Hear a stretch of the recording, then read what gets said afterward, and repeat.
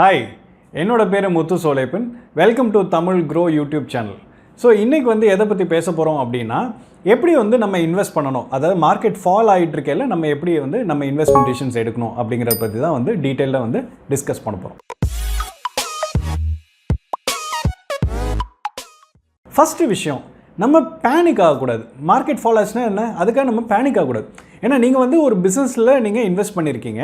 So ஒரு பிஸ்னஸில் invest பண்ணியிருக்கீங்கன்னா அந்த பிஸ்னஸ் ஏதாவது மாறிடுச்சா, அந்த பிஸ்னஸுக்கு ஏதாவது ஒரு ப்ராப்ளம் ஏதாவது வந்துச்சா, இல்லை. ஆனால் மார்க்கெட் மட்டும் தான் ஃபாலோ ஆகிட்டுருக்கு. அதுக்காக வந்து நம்ம வந்து பேனிக் ஆகக்கூடாது.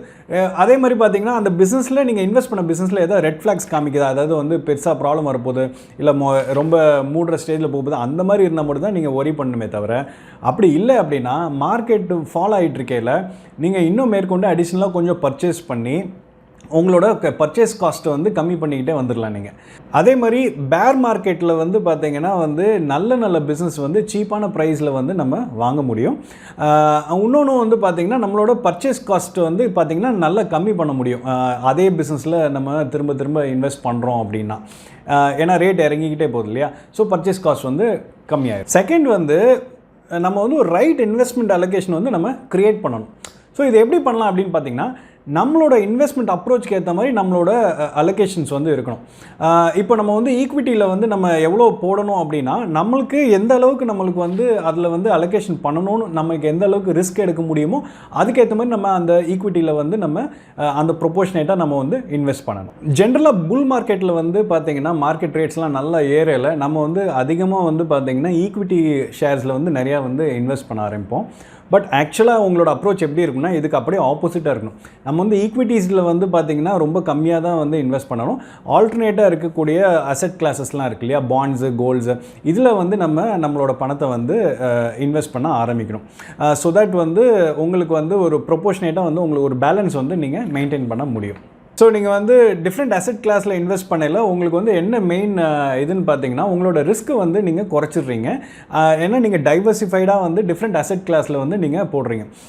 ஸோ தட் நாளைக்கு வந்து ஏதாவது ஒரு இது வந்து தூக்கி கொடுத்தாலும், அதாவது ஒரு இது வந்து கம்மியானா கூட இன்னொன்று வந்து தூக்கி கொடுத்து உங்களோட ரிஸ்க்கை வந்து ஓரளவுக்கு வந்து அப்படியே பேலன்ஸ் பண்ணிகிட்டே வந்து எடுத்துகிட்டு போகிறதுக்கு நிறைய வாய்ப்புகள் இருக்குது. மூணாவது விஷயம் வந்து பார்த்திங்கன்னா, more allocation to defensive stocks or industries. இப்போ வந்து உங்களுக்கு வந்து கேபிட்டலை தான் நீங்கள் ப்ரிசர்வ் பண்ணணும். நீங்கள் மார்க்கெட்டில் இன்வெஸ்ட் பண்ணல உங்களோட கேபிட்டலை ப்ரிசர்வ் பண்ணணும்னு நினைக்கல.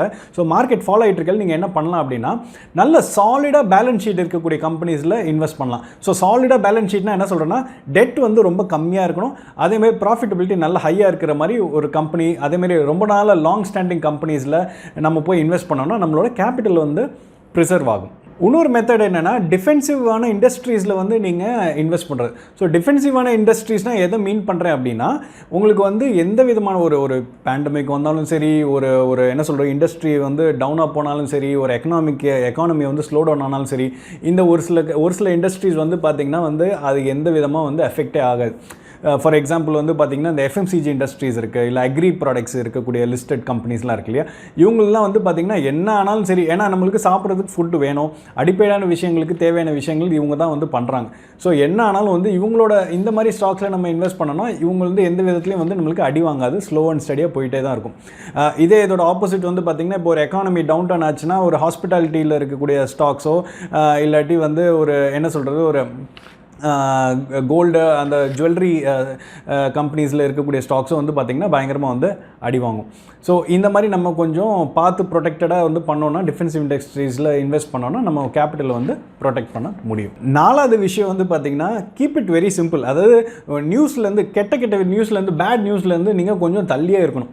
இது ஏன் சொல்கிறேன் அப்படின்னா, இது வந்து நீங்கள் வந்து நார்மலி வந்து ஒரு மார்க்கெட் வந்து ரொம்ப லோவாக இருக்கையில் நியூஸ் வந்து கண்ணா பின்னான்னு வந்து அதை பற்றி வந்து ப்ரொபோஷனேட்டாக, அதாவது ஒன்று நடந்தால் அதை பத்தா வந்து சொல்லி ப்ரோ பண்ணி காமிப்பாங்க. ஸோ இதனால் வந்து நீங்கள் ரொம்ப எமோஷனல் ஆகிடுவீங்க. ஸோ ஆக்சுவலாக பார்த்தீங்கன்னா நீங்கள் ரொம்ப எமோஷனல் ஆகக்கூடாது. ஸோ ஏன்னா வந்து இது மார்க்கெட் அப்ஸ் அண்ட் டவுன்ஸ் இருந்துக்கிட்டே தான் இருக்கும். ஸோ நீங்கள் அதிகமாக எமோஷன் ஆகக்கூடாது. அண்ட் அதிகமாக எமோஷன் ஆகக்கூடாதுன்னா நீங்கள் இந்த மாதிரி நியூஸ் சேனல்ஸு இதெல்லாம் வந்து போய், இல்லை இதை பற்றின நியூஸ் எல்லாத்தையும் நீங்கள் உட்காந்து பேப்பர்ஸில் எல்லாத்தையும் படிச்சுக்கிட்டு இருந்தீங்க அப்படின்னா நீங்கள் ரொம்ப வந்து டிஸ்டர்ப்ட் ஆகிடுவீங்க. ஸோ முடிஞ்ச வரைக்கும் இதுலேருந்து அவாய்ட் பண்ணிவிட்டு நீங்கள் இருக்கணும். லாஸ்ட்டாக வந்து பார்த்திங்கன்னா, இன்வெஸ்ட் ஃபார் லாங் டேர்ம். அது நம்ம எப்போவுமே வந்து ஷார்ட் டேர்மாக இன்வெஸ்ட் பண்ணால் தான் வந்து பார்த்திங்கன்னா அதிக வாலட்டிலிட்டி இருக்கும். அதாவது அதிகம் ஹை அப்பு போகும் டவுன் வரும், அப்பு போகும் டவுன் வரும். ஸோ இந்த மாதிரி வந்து நிறைய வாலட்டிலிட்டி வந்து ஸ்டாக்ஸில் இருக்கும்.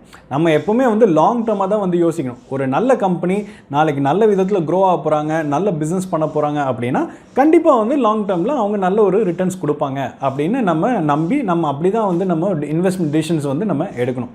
அப்படி எடுத்தால் தான் நம்மளுக்கு வந்து எந்த விதமான டென்ஷனும் இல்லாமல் ஓரளவுக்கு வந்து கரெக்டாக வந்து போயிட்டுருக்கும் நம்மளோட இன்வெஸ்ட்மெண்ட்ஸ் எல்லாமே. பேஷண்ட் இன்வெஸ்டராக இருந்தீங்கன்னா தான் வந்து இந்த மாதிரி பேர் மார்க்கெட் சுச்சுவேஷன்லேருந்து நீங்கள் மீண்டு வர முடியும்.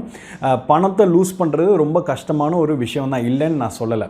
பட் ஆனால் எப்போவுமே வந்து ஒரு லாங் டேர்ம் அப்ரோச் இருக்கணும். ஒரு லாங் டேர்மாக வந்து இன்வெஸ்ட் பண்ணணும் அப்படின்னு இருக்கையில் நம்ம இதெல்லாத்தையும் வந்து பீட் பண்ணிவிட்டு வெளியே வர முடியும். இல்லை லாஸை வந்து நம்ம மினிமைஸ் பண்ணணும்னா நான் ஆல்ரெடி சொன்ன மாதிரி வந்து நீங்கள் உங்கள் போர்ட்ஃபோலியோ வந்து டைவர்சிஃபை பண்ணுங்கள். இல்லாட்டி டிஃபென்சிவ் ஸ்டாக்ஸில் வந்து நீங்கள் இண்டஸ்ட்ரீஸில் நீங்கள் இன்வெஸ்ட் பண்ணிங்கன்னா இதுலேருந்து நீங்கள் மீண்டு வர முடியும். பெரிய அளவில் உங்களுக்கு லாஸ் வந்து எதுவும் ஏற்படாது. So hope you like this video. இந்த வீடியோ பிடிச்சிருக்குன்னா லைக் பண்ணுங்கள், ஷேர் பண்ணுங்கள், சப்ஸ்கிரைப் பண்ணுங்கள் அண்ட் மறக்காமல் பெல் பட்டனை கிளிக் பண்ணுங்கள். இந்த வீடியோ வந்து வெறும் உங்களுக்கு ஒரு எஜுகேஷன் பர்பஸ்க்காக தான் சொல்லியிருக்கோமே தவிர இதில் எந்த விதமான டிப்ஸோ எந்த விதமான இதுவும் நாங்கள் உங்களுக்கு கொடுக்கல. நன்றி, வணக்கம்.